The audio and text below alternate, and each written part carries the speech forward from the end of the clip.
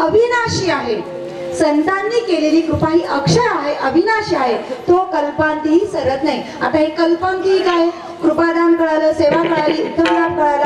कल्पांती काय? कल्प कल्प कल्प आपण नुसतं ऐकत असतो. कल्प कल्प म्हणजे काय?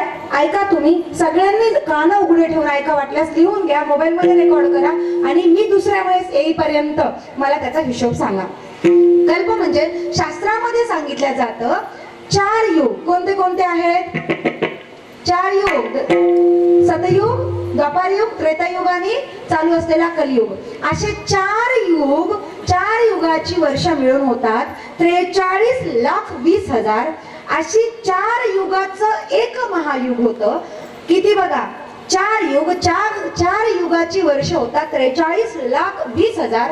अशा 4 युगाचं मिळून एक महायुग होतं. अशा एक महायुग नाही तर 71 महायुगाचं एक मनवंतर होतं. किती? 71 महायुगाचं एक मनवंतर होतं.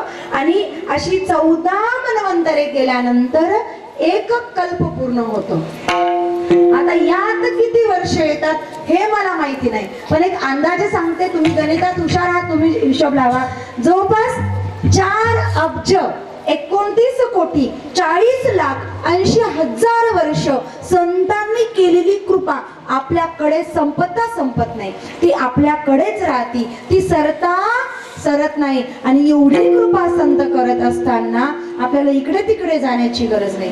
बरोबर आहे. म्हणून तुकाराम महाराज म्हणतात, तुका म्हणे संत सेवा हेची देवा उत्तम.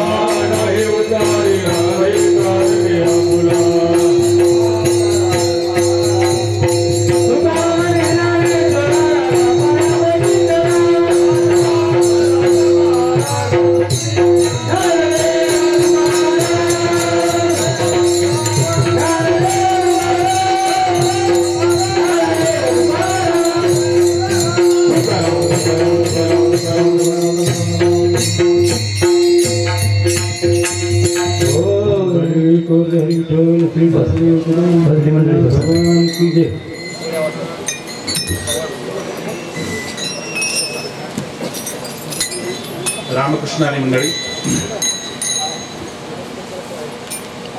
आज या निमित्तानं